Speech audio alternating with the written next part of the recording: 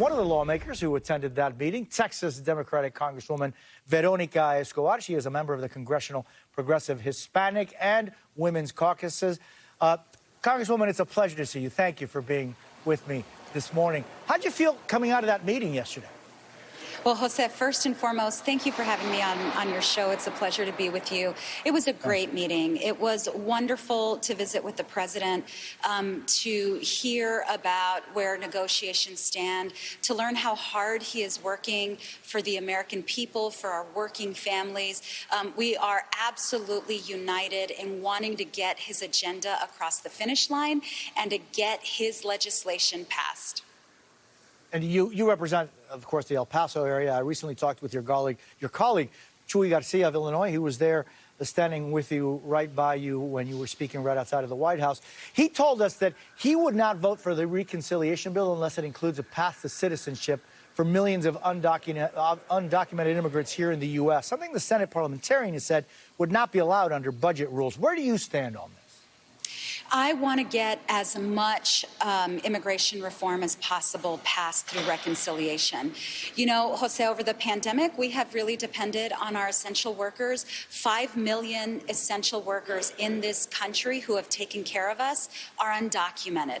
We know that they pay $70 billion a year in taxes, and we know that offering a path to citizenship would increase our GDP. The economic benefits are significant, but it's also the right thing to do.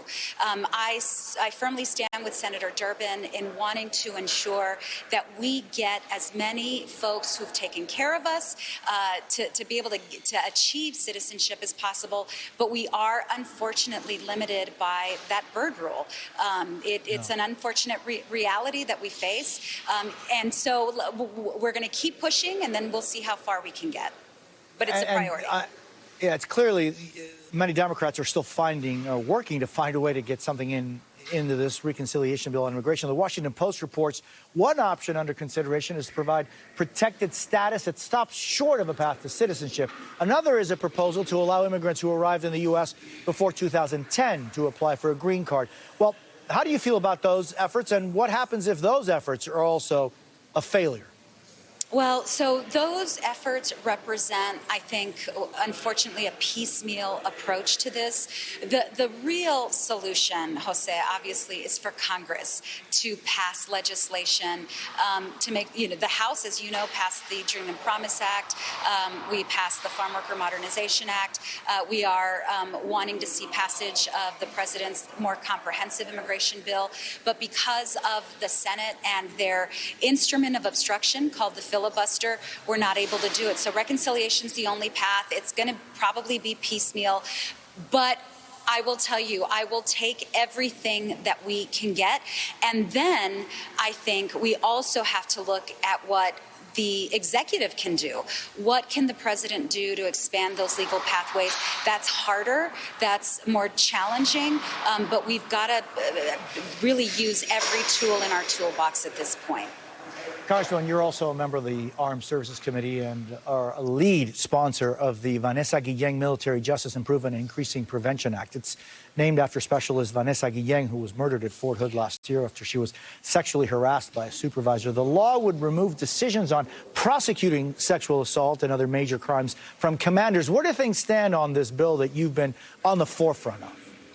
And Jose, you're right. I serve on the Armed Services Committee, and I am so incredibly proud to represent Fort Bliss, an amazing military installation here in Congress from the 16th Congressional District.